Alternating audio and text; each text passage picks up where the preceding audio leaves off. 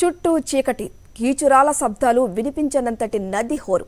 కింద ఉధృత గోదావరి. మరోవైపు అప్పటి వరకు తనతో ఆనందంగా గడిపిన తల్లి, చెల్లి కళ్ళ ముందే అదే నదిలో పడిపోయారు.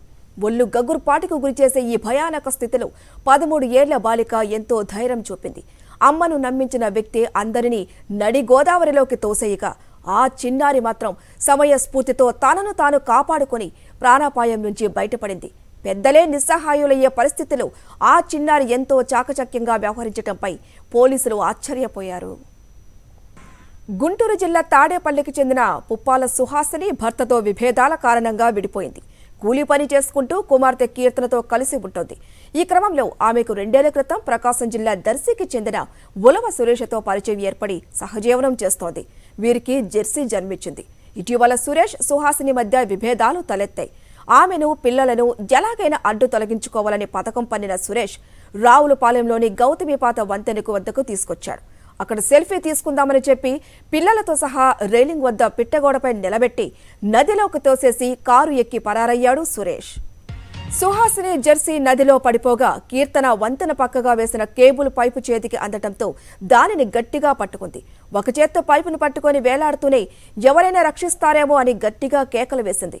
ఇంతలో తన జేబులో మొబైల్ ఫోన్ ఉన్న విషయం గుర్తుకొచ్చి 100 నంబర్కు కాల్ చేసింది. వెంటనే రావులపాలెం ఎస్ఐ వెంకటరమణ సిబ్బందితో కలిసి అక్కడికి చేరుకొని బాలికను రక్షించారు. సుమారు అరగంట పాటు చీకట్లో ఆమె పైపు ఆధారంతో వేలాడుతూ ఉండటమే కాకుండా ఫోన్ చేసి తమకు చెప్పిన వైనాన్ని తెలుసుకుని పోలీసులే ఆశ్చర్యపోయారు. ఆమె ధైర్యాన్ని అభినందించకుండా ఉండలేకపోయారు. గోదావరిలో గల్లంతైన వారి కోసం ఒక బృందాన్ని, నిందితుడి కోసం మరో బృందాన్ని ఏర్పాటు చేసినట్లు సీఐ రజనీకుమార్ తెలిపారు.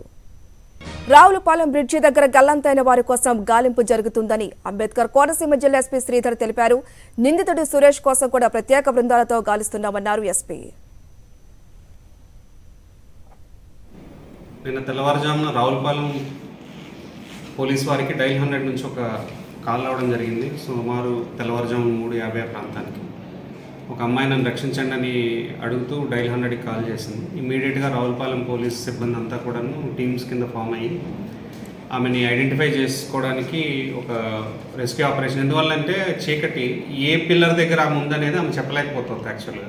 సో అందుకే ఏం చేశామంటే 2 టీంలు పెట్టి బ్రిడ్జ్కి ఇటు నుంచి ఒక టీము, అటు నుంచి ఒక టీం పెట్టి ప్రతి పిల్లర్ దగ్గర లైట్ వేసుకుంటూ ఆమెని లైన్లో పెట్టి నీ పిల్లర్ నీ ఉండే చోటు దగ్గర లైట్ వచ్చిందంటే మాకు ఒకసారి ఇన్ఫార్మ్ చేయమని చెప్పడం జరిగింది.